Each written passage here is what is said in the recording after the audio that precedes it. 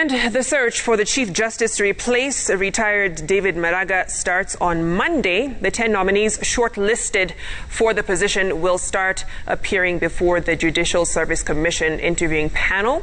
9 nominees will also fight it out for the Supreme Court judge slot.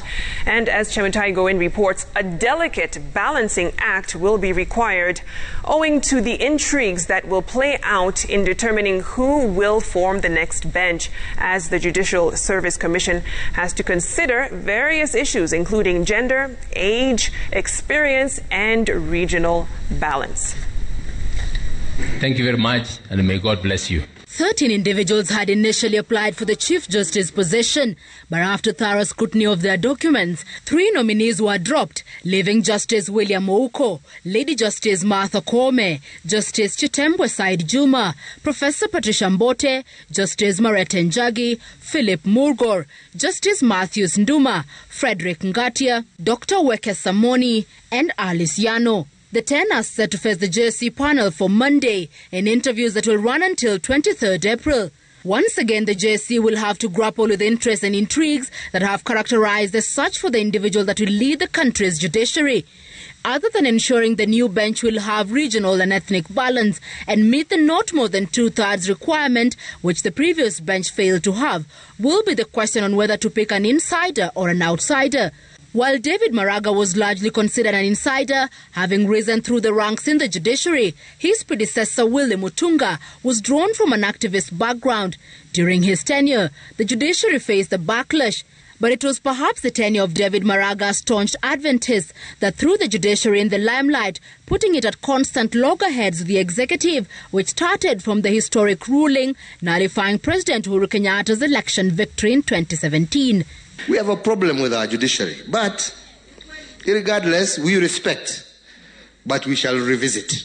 In this case, one of the key considerations the JSC will be looking at is the nominee's experience, with the hope of settling on one who will be instrumental in mending the relations between the executive and the judiciary. And following in the footsteps of David Maraga, the nominee's integrity will be of utmost priority. I have never taken a bribe, and I will never take a bribe.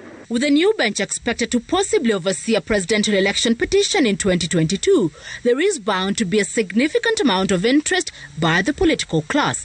Among the nominees currently serving in the Apex Court are Justice William Ouko, who is the president, and Lady Justice Martha Koome. Court of Appeal President Justice William Ouko is seen to have extensive court experience. He has risen through the ranks from being a district magistrate to the position he currently holds as the head of the Apex Court, has an estimated 33 years in the legal profession.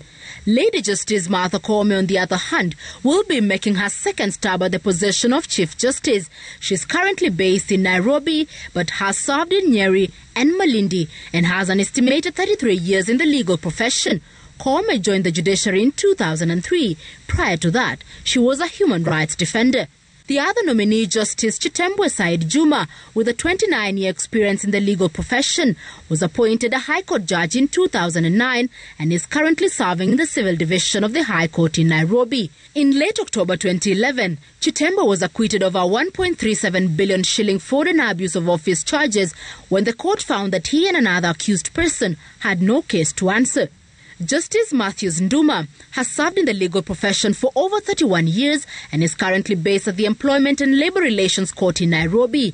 He had previously served as the president of the Industrial Court of Swaziland.